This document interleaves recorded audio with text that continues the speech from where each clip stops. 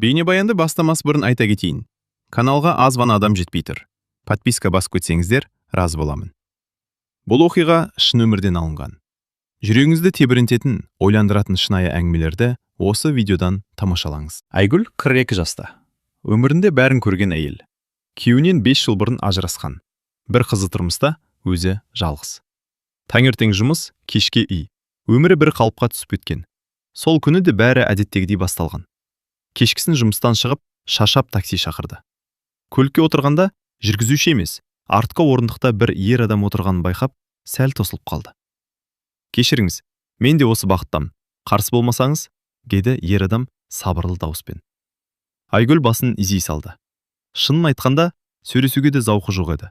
Бірақ жол ортасына жетпей-ақ бәрі өзгерді. Сіз күнде осы уақытта қайтасыз ба? Деді ер адам. Айгүл таңғалып қарады. Иә, жұмыс қой. Сіз шаршаңқы көрінесіз, бірақ өзіңізді ұстай біледі екенсіз. Бұл сөз жай сөз емес еді. Оны соңғы рет біреу қашан байқап еді, есінде жоқ. Айгүл үндемеді, бірақ ішінде бір нәрсе қозғалды. Көлік тоқтағанда ер адам жүргізушіге 2 есе ақша берді. Екеуміздің де жолымызға жетеді, деді жай ғана. Айгүл түсіп бара жатып, ер адамға тағы бір рет қарады. Жасы 45 шамасында. Көзінде сенімдірек, киімі қарапайым, бірақ сапалы. Атыңыз кім? Деді ол. Айгүл. Мен Арман. Осылайша таныстық басталды. Келесі күні. Айгүл жұмыстан шыққанда есік алдында бір букет гүл тұрды. Үстінде кішкентай қағаз. Кеше сөйлеспей қалдық. Бүгін кешкі асқа шақырам. Арман. Айгүл аң-таң. Бұл не сонда? Кеше ғана танысқан адам. Бірақ жүрегі баяғыда емес соқты. Кешке дейін ойланды. Бармаймын деді. Бірақ кешкісін айнаға қарап тұрып, өзі де байқамай дайындала бастады. Мейрамханада Арман оны күтіп отыр екен. Сіз келмейді деп ойладым, деді жымиып. Өзім де солай ойлағамын, деді Айгүл шын айтып. Сол кеш.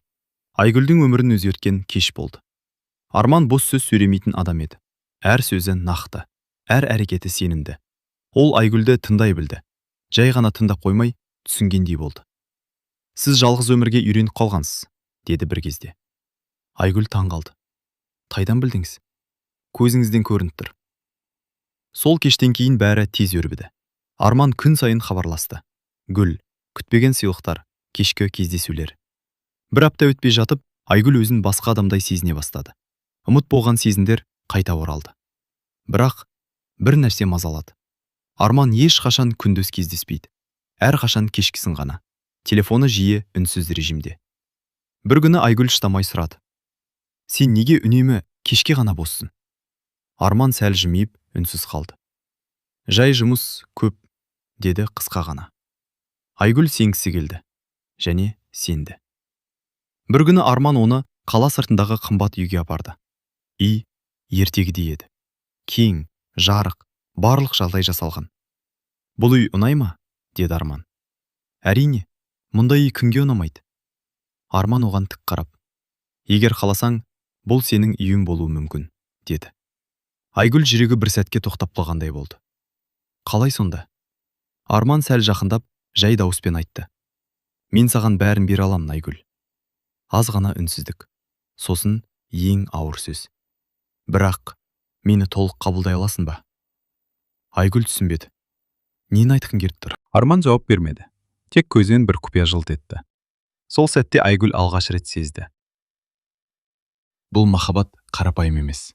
Ал алдында тұрған таңдау оңай болмайды. Айгүл сол түннен кейін тыныш ұйықтай алмады. Арманның соңғы сөзі миынан шықпай қойды. Мені толық қабылдай аласың ба?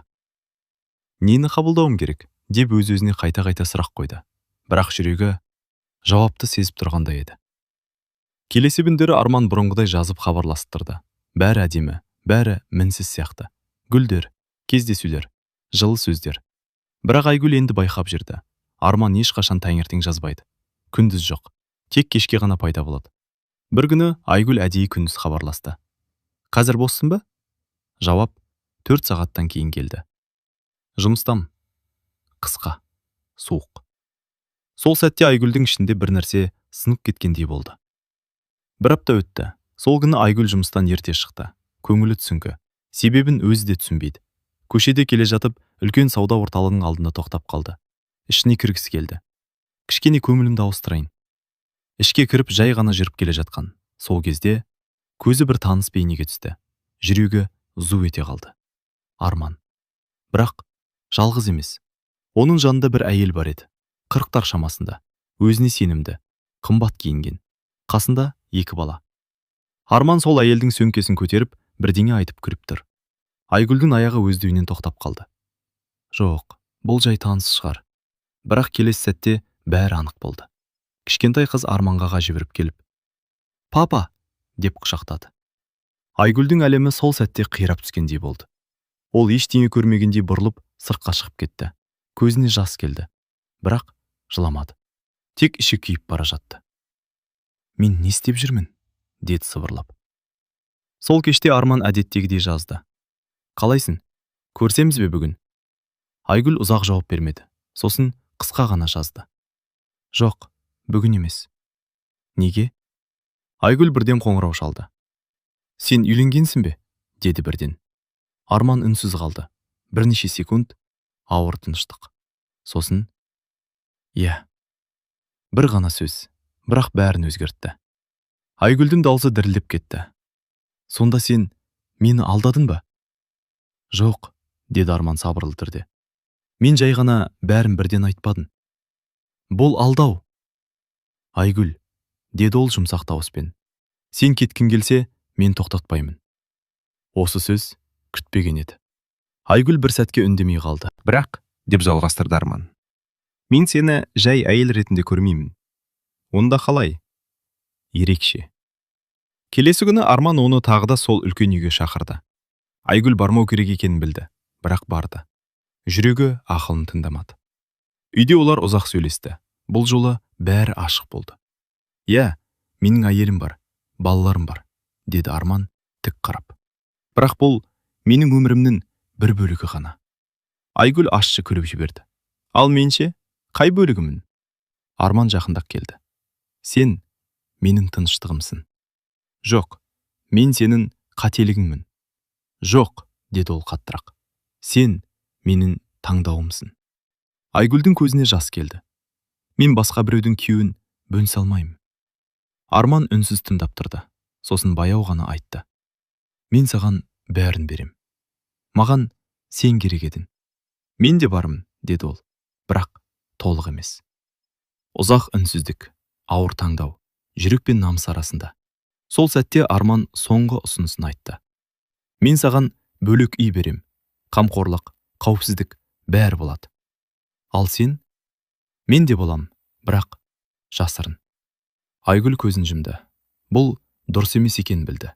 Бірақ жалғыздықтан шаршаған еді, махаббатты сағынған еді. Сол сәтте ол өз өмірін өзгерткен шешім қабылдады. «Жарайды», деді ақырын. Арман терең дем алды. Ал Айгүл ішінен бір нәрсе үзілгенін сезді. Сол түні ол алғаш рет түсінді. Ол енді жай әйел емес. Ол біреудің жасырын әйелі еді. Айгүл жаңа үйге көшкен күні өзін бөтен адамдай сезінді. Үй расымен керемет еді. Кең, жарық, қымбат жиһаз, барлық жағдай жасалған. Терезеден қала алақандағыдай көрінеді. Кез келген әйел армандайтын өмір. Бірақ бұл үйде тыныштық тым ауыр еді. Алғашқы күндері Айгүл өзін жұбатты.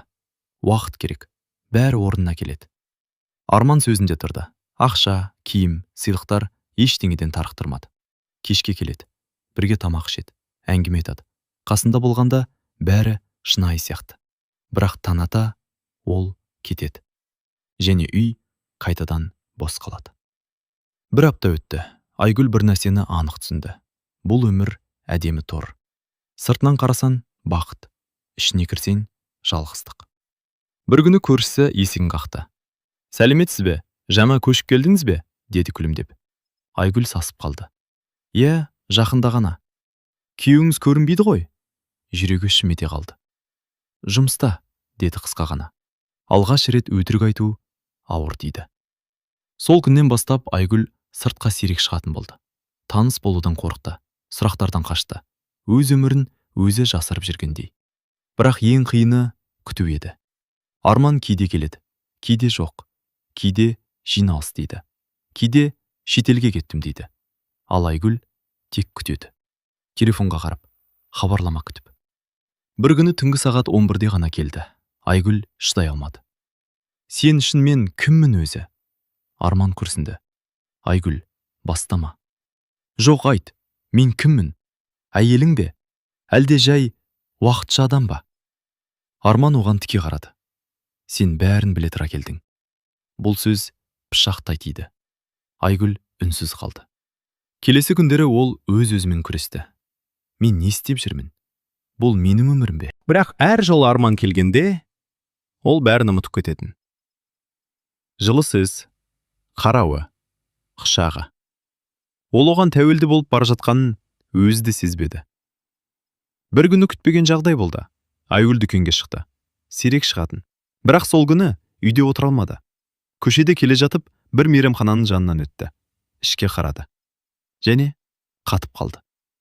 Арман. Тағы да. Бірақ бұл жолы ол бұрынғыдай емес еді. Ол күліп отыр. Қарсысында сол әйел. Ресми әйелі. Екеуі еркін, ашық, жасырын емес. Әйел оның қолын ұстап отыр. Ал Арман қарсы емес. Айгүлдің көзіне жас толды. Бірақ бұл жолы ол бұрылып кетпеді. Ол ішке кірді. Баяу, сенімді қадаммен. Арман оны бірден көрді. Көзі үлкейіп кетті. Айгүл? Мейрамхана іші бір сәтке тынышталып қалғандай болды. Ресми әйелі таңырқап қарады. Ол кім? Айгүлдің жүрегі қатты соғып тұрды. Бірақ ол алғаш рет қорықпады. Мен бе? Деді жай ғана. Аз ғана үзіліс. Сосын, мен сіздің күйеуіңіздің шын өмірімін. Арман орнынан атып тұрды. Айгүл, тоқта! Бірақ кеш еді. Ресми әйелдің жүзі өзгеріп кетті. Не айтып тұр бұл? Айгүл көз жасын тия алмай. Сұраңыз күйеуіңізден. Сол сәтте бәрі өзгерді. Жасырын өмір енді жасырын емес еді. Ал Айгүл алғаш рет түсінді. Бұл ойынның соңы ауыр болады. Мейрамханадағы үнсіздік ұзаққа созылмады. Не айтып тұр бұл әйел? Деді ресми әйелі қатты дауыспен.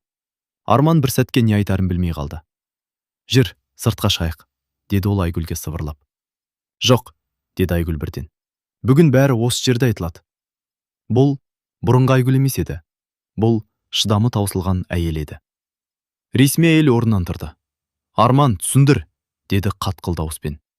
Арман ауыр күрсінді. Бұл жай таныс. Айгүл ащы күліп жіберді. Таныс па?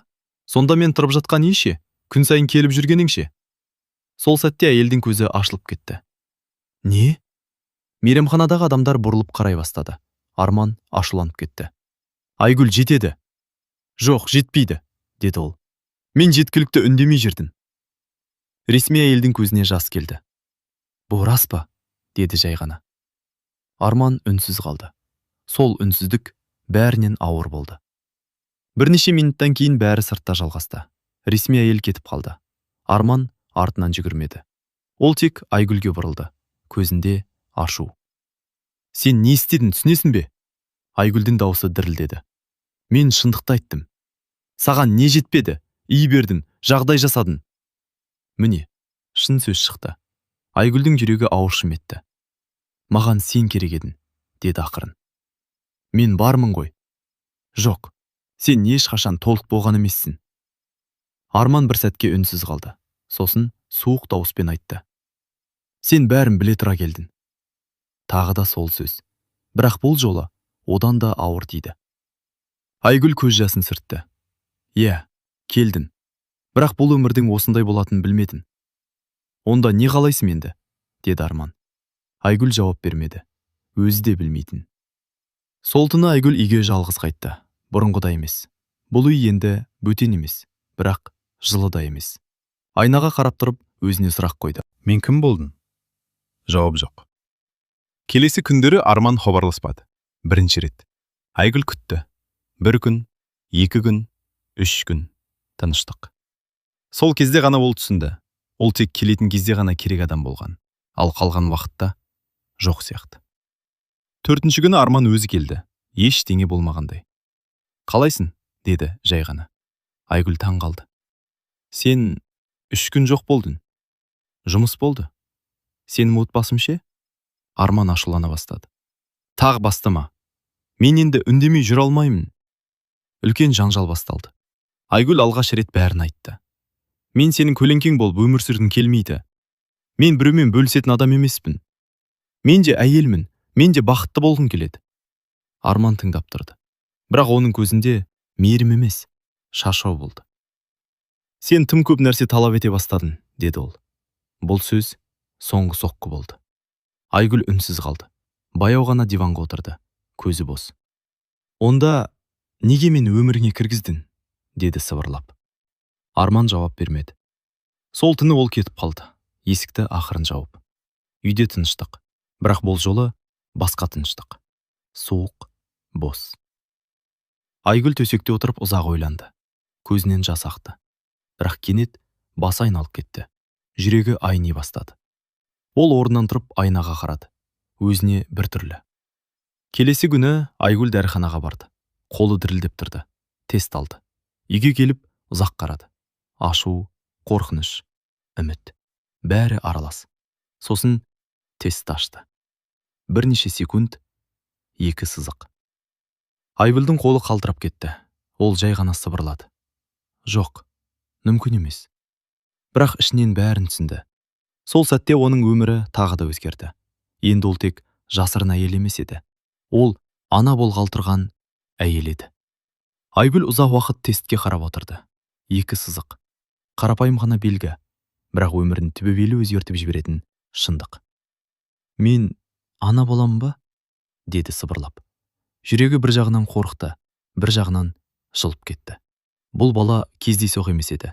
Бұл оның өміріндегі жалғыз шынайы нәрсе сияқты сезілді. Бірақ келесі ой бәрін бұзды. Әкесі кім? Жауабы анық. Арман. Сол сәтте Айгүлдің бойын үрей басты. Ол не дейді? Қалай қабылдайды? Сол күні кешке Айгүл өзі хабарласты. Кездесейік, маңызды. Арман көк күттірмеді. Әдеттегідей сабырлы, суық күйде келді. Не болды? Деді қысқа ғана. Айгүл біраз үндемей отырды. Сосын тікелей айтты. Мен жүкті болдым. Бөлме іші қатып қалғандай болды. Арманның жүзі бірден өзгерді. Алғаш рет ол абдырап қалды. Сен сенімдісің бе? Деді баяу. Е. Ұзақ үнсіздік. Арман терең дем алды. Қолын маңдайына қойды. Бұл қиын жағдай. Бұл сөз Айгүлдің жүрегін тіліп өтті. Қиын ба? Бұл сенің балаң, деді ол. Мен түсінем, бірақ не? Даусы көтеріліп кетті.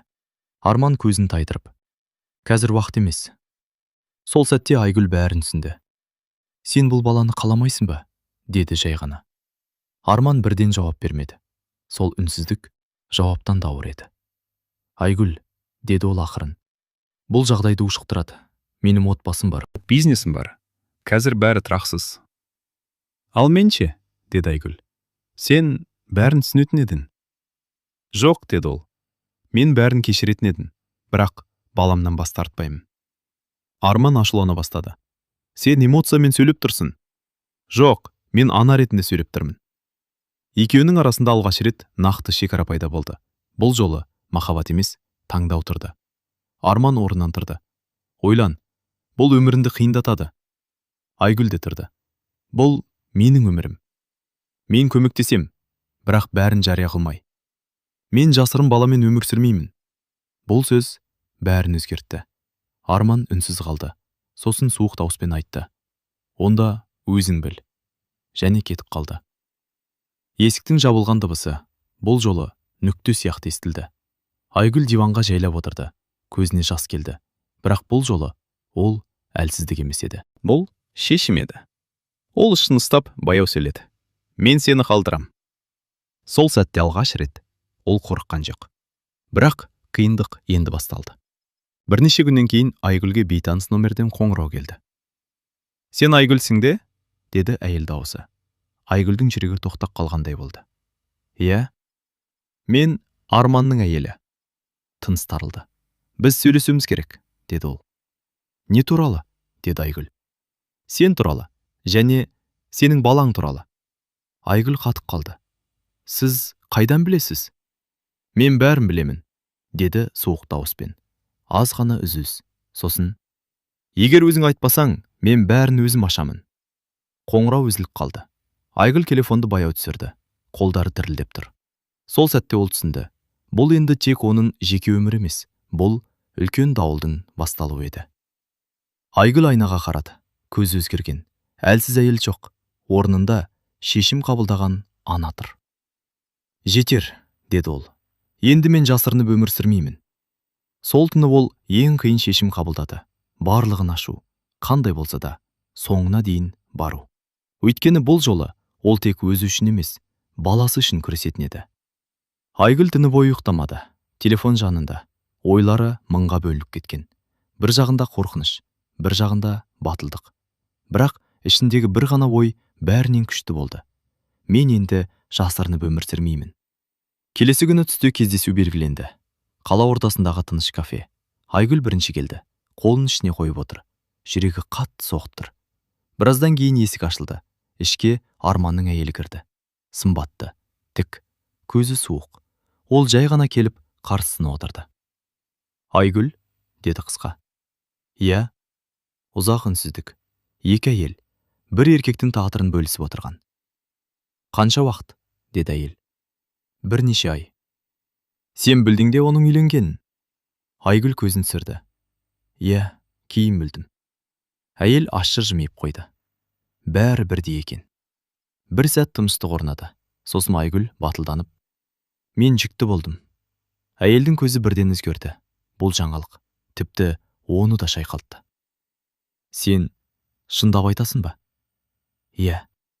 Әйел орнынан тұрып кете жаздады, бірақ өзін ұстап қалды. Ол терең дем алып қайта отырды. Арман айтты ма саған не істеу керектігін? Иә, деді Айгүл. Бірақ мен өз шешімімді қабылдадым. Қандай? Айгүл тік қарап, мен бұл баланы қалдырам. Ұзақ үнсіздік, бірақ бұл жолы тыныштық басқа еді. Ашу емес, ойлану. Әйел баяу сөйледі. Сен менің орнымда болсаң, не істер едің? Айгүл бір сәт ойланып қалды. Мен өзіңді таңдар едім. Бұл жауап күтпеген еді. Сол сәтте есік тағы ашылды. Арман кірді. Ол екеуін бірге көріп, қатып қалды. Бұл не? Деді ашулы. Бұл шындық, деді әйелі. Арман жақындап келді. Айгүл, сен не істеп жүрсің? Мен енді қашпаймын, деді ол сабырлы түрде. Сен бәрін құртып жатырсың. Айгүл орнынан тұрды. Жоқ, мен тек өтірікті тоқтатып жатырмын. Әйелі сөзге араласты. Ол жүкті. Арман үнсіз қалды. Бұл жолы шын мәнінде. Бұл рас па? Деді ол сыбырлап. Айгүл басын изеді. Арман орындыққа жайлап отырды. Басы төмен. Алғаш рет. Ол әлсіз көрінді. Енді не істейміз? Деді ол. Бірақ бұл сұрақ кеш еді. Айгүл жай ғана жауап берді. Сен өз өміріңді таңда, сосын ішін ұстап. Ал мен өзімді. Әйелі оған қарап отырды. Көзінде ашу жоқ еді. Бәлкім шақшау ғана. Айгүл сөмкесін алды. Есікке қарай жүрді. Бір сәт тоқтады. Артқа қарады. Арман екі өмірдің ортасында отыр. Бірі өткен, бірі қатерік, бірі шындық. Айгүл жай ғана айтты.